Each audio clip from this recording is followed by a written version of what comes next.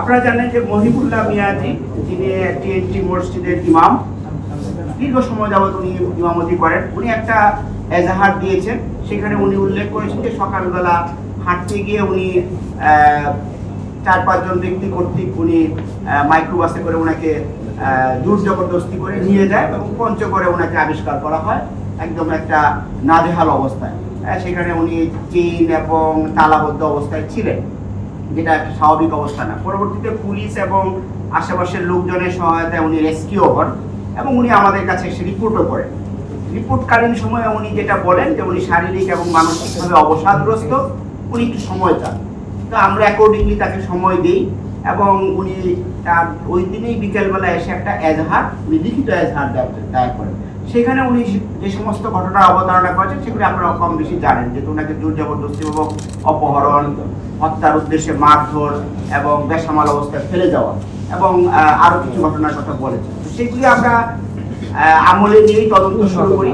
তদন্তের পর্যায়ে আমরা যে জিনিসটা জানতে পারি যে উনি আসলে সকালবেলা যখন হাঁটতে বের হন, উনি নিজেই একটা পর্যায়ে তার মধ্যে উনি ওনার বক্তব্য অনুযায়ী অবচেতনভাবে উনি মনে করেন যে তার আরো অনেক দূর এগিয়ে যাওয়া দরকার। তো এরকম ভাবে করতে করতে উনি জয়দেবপুর চৌরাস্তায় আসেন এক পর্যায়ে, সিএনজি কোন সময় অটো, এখান থেকে বাস যুগে উনি এসে যান আপনার কি বলে সুবানবাগ হয়ে গাবতলী থেকে উনি শ্যামলী পরিবহনের একটা টিকিট ক্রয় করেন। টিকিটের ক্রয় করে উনি পঞ্চগড়ের টিকিটটা কিনেন। তো পঞ্চগড়ের টিকিট কিনতে গিয়ে উনি বগুড়ার পেন্টাগন হোটেল, যেটা কিনা শেরপুর থানা সম্ভবত, না যদি ভুল না করি কোথাও, তো ওইখানে যে যাত্রা বিরতি করে সেখানে উনি নেমে উনি অজু নামাজ করেন মাগরিবের টাইমে।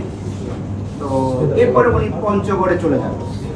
এরপরে ওখান থেকে উনি নিজে হাঁটতে ওখানে যে পড়ে যান, অবসাদগ্রস্ত হয়ে পড়েন এবং নিজে এই ধরনের এই অবস্থাটাকে আবিষ্কার করেন।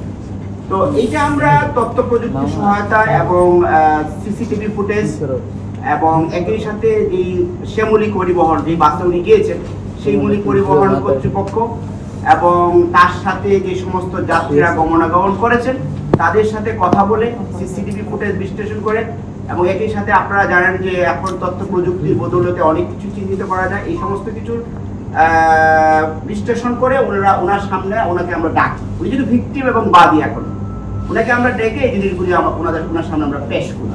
উনি প্রথম দিকে কিছুটা জড়সড় থাকলেও পরবর্তীতে উনি বিষয়গুলি কবুল করেন, হ্যাঁ আমি এইভাবে গিয়েছি, যে বর্ণনাটুকু আপনাদেরকে আমি দিয়েছি এটা ওনার মুখ থেকে কিন্তু পাওয়া।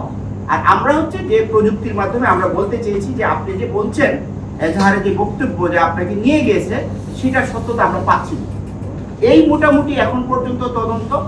এখন এই ঘটনায় এর পিছনে কারো ইন্ধন রয়েছে কিনা, কি অবজেক্টিভ ওনার মধ্যে রয়েছে, আরো কারো জড়িত রয়েছে কিনা, এটি এখন আমরা স্পষ্ট করতে পারিনি, কারণ এটা too early two actually make this conclusion.